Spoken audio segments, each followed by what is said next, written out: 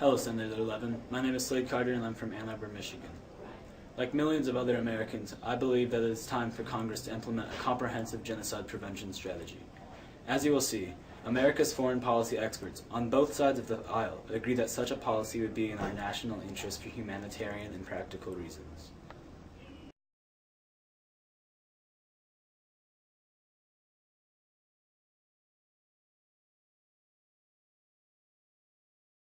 tumaze kwambara papa baraje nawe yabyumvishije abaraje aratubwira ati bana banjye tugiye gupfa ati ubwo birarangiye nyine bagiye kudutemagura ariko twasize abantu barimo kuboroga abandi bahiye abacitse amaguru baratemye bararuha batera amagranade bararuha bashyiramo ibishyitsi n'amamatera na za esansi baratwika. After the Holocaust, we said never again. Did we really mean it? Genocide is one of the most difficult foreign policy challenges for the last 100 years. And we've almost uniformly failed to confront it.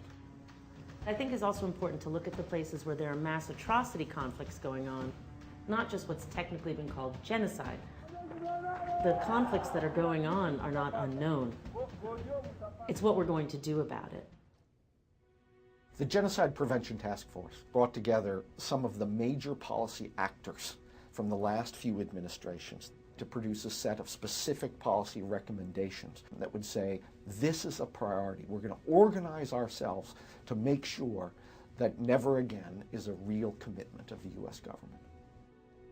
The Genocide Prevention Task Force found that genocide is preventable. The past U.S. government responses to threats of genocide were almost entirely ad hoc. There was a lack of a structure in place to raise these issues to senior decision makers and prompt action on them on a timely basis.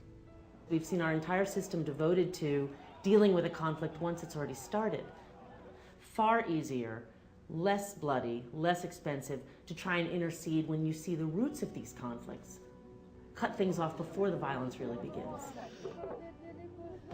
One of the most important shifts recommended by this report is really a shift of mindset. When we act early, we save lives and we save money.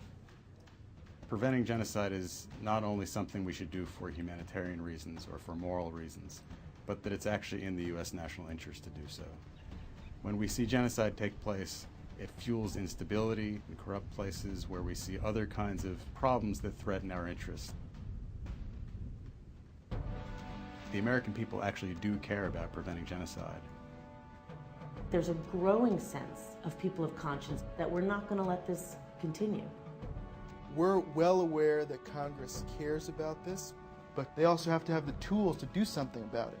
The GPTF recommendations are giving our leaders the tools to be able to succeed. This time when we say never again, it's a pledge to ourselves that we are going to proactively do what we can to take that pledge seriously. If these recommendations were put into law, there's no question that we'd have a better chance at saving lives. When basic human rights are violated, it concerns us all. And when we have the ability to protect them, we have a responsibility to do so. Stop genocide for once and for all!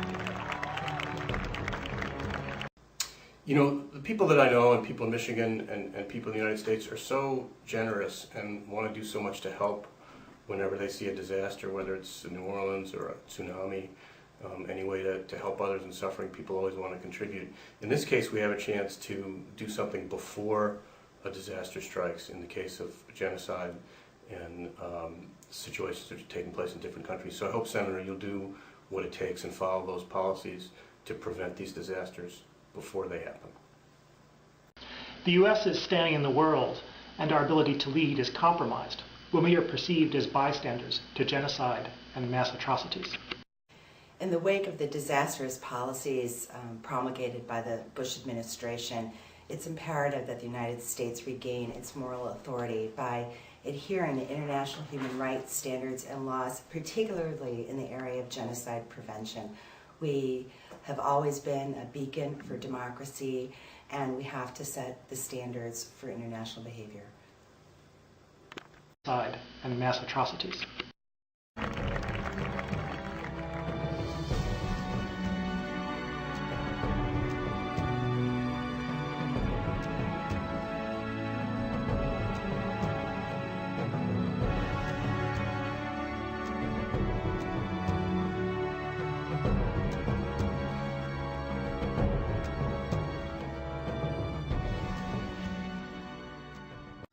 We believe that it is no longer acceptable to wait to take action until after humanitarian atrocities occur. I urge you to support the full implementation of the recommendations of the Genocide Prevention Task Force. Thank you for your time and consideration.